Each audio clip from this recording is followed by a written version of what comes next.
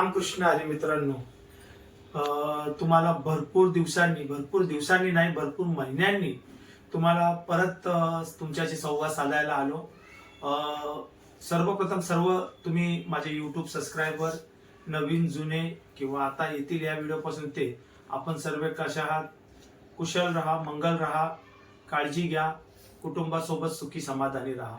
विषय आजचा असा होता की मला दोघा तिघांच्या फोन कॉल्स आणि मेसेजद्वारे विचारले की दादा आम्ही डिपिंग करतो, सर्व प्रॉपर 1-2, 1-4, 1चा रेशो करतोय, हार्ड परफ्यूम घेतोय, पण आम्ही दुकानदाराकडे जेव्हा कांडी पेटवतो तेव्हा दुकानदार त्यांना सुगंध थोडा जळण्याचा येतो, थोडा कळत नाही असं का होतं.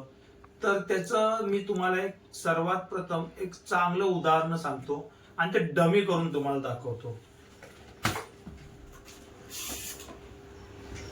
आपण जेव्हा दुकानदाराला टेस्टिंगला जातो, अगरबत्ती घेतो, दुकानदाराची अगरबत्ती घेतो आणि पेटवतो. पेटवल्या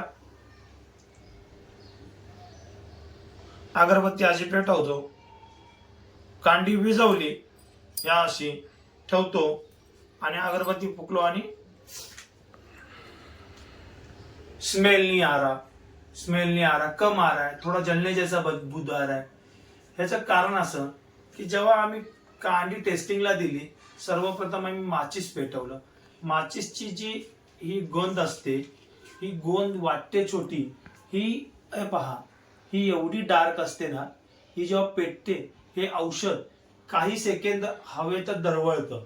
ह्याचा जो औषधाचा इफेक्ट आहे, त्यामुळे कांडीला जेव्हा आम्ही माचीस लावतो अगरबत्तीच्या, तेव्हा ह्याचा इफेक्ट कांडीच्या पुढच्या तोंडावर जातो आणि जेव्हा पुढचं तोंड जळतं तेव्हा कळत नाही की ऍक्च्युअल वास कसला येतोय. तुम्ही किती सुगंधित न्या, पण जेव्हा आता तुम्ही पाहाल तेव्हा तुम्ही असं करून त्याला स्मेल दाखवा 30 सेकंदांनी. ही नॉर्मल आहे, एक 6च्या रेशोची कांडी आहे, तरी सुद्धा चांगला वास येतोय.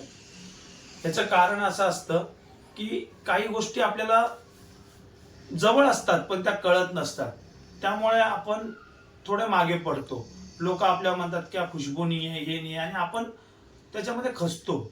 माझं प्रत्येक वेळी प्रत्येकाला सांगणं असतं, व्यवसायात खचू नका, पुढे चालत राहा, वेळ देत राहा. वेळ दिल्याशिवाय काही होत नाही. वेळ द्या त्याला, सारखा तुम्ही स्वतः त्याच्यावर एक्सपेरिमेंट करा, 100% रिझल्ट येतो. हा होता आजचा मुद्दा आणि तुमच्याशी जरासा संवाद साधायचा होता की मी बरेच दिवस झाले व्हिडिओ टाकले नाही, कारण मी थोडा अलग माझ्या कामात बिझी होतो. माझं जरा दुसरं काही चाललंय. शिवाय आम्ही वारकरी आहोत, वाऱ्या वगैरे होत्या आता 2-3 महिने. त्याच्यानंतर त्र्यंबकची वारी होती. त्र्यंबकची वारी झाल्यानंतर आता पुढे आमची एक आळंदीची वारी आहे 27 तारखेला, आणि त्याच्यानंतर 5 तारखेला आहे शिवणसाईचं. मित्रांनो मी तुम्हाला एक हे दाखवणार आहे की तिकडचा निसर्ग, आत्मलिंग शिवलिंग आहे तिथे. त्याच्या व्यतिरिक्त तिथे जगाचे गुरु श्री कृष्ण परमात्मा ह्यांच्या गुरूंची समाधी आहे तिथे, आणि स्वतः भगवंत श्रीकृष्ण सुदामा यांच्या पदस्पर्शाने पावन ती भूमी आहे. ह्याच्या पुढेही व्हिडिओ काही येत राहतील. ते व्हिडिओ थोडेसे परमार्थिक, थोडेसे गमतीचे, थोडे संवाद साधण्याचे, थोडे तुमच्याशी माझ्याशी एकामेकाच्या विचाराची देवणघेवणाची असेल. कारण काय ना मित्रांनो, जीवनात प्रत्येक वेळी पैसा कमाई बिझनेस हेच करत राहिलो तर आपण एकामेकाशी कनेक्ट कधी होऊ, आपण आपल्यातला माणूस कधी ओळखू, किंवा आपल्याकडे काय आहे ते देऊ शकू, ह्याच्या संदर्भात काही व्हिडिओ असतील. मला भरपूर लोकांनी सांगितलं की माऊली तुम्ही स्पीच करता, खूप चांगलं करता. माझे दुसरे पण काही असतात व्हिडिओज, पण ह्याच्यावर नसतात. त्यामुळे मला असं वाटलं की तेही ते साधावे. कारण काय आहे, परमात्मा निसर्ग ह्याच्यात जी आत्मशांती आहे ना, ती दुसरी कशात नाही. तुम्ही किती खचले असाल व्यवसायातून, एखाद्या वेळी तुम्ही ज्ञानोबा रायांचं दर्शन घ्या जाऊन. तुमच्यावरती रिचार्ज कसा होतो आणि परत फोन चालतो, किंवा रिसेट केल्यावर फोन कसा चालतो, तसं आपण स्वतः रिफ्रेश होतो आणि नव्याने चालू करतो. धन्यवाद आपण हा व्हिडिओ पूर्ण पाहिल्याबद्दल.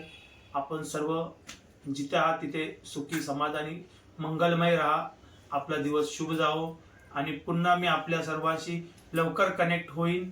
आणि शिवाय एक मला 2 सांगितले आहेत, एक ज्ञानोबारायांचं दर्शन आणि एक आत्मलिंगाचं दर्शन आणि संदीपानंद महाराजांचं, हे लवकर तुमच्या समोर आणीन.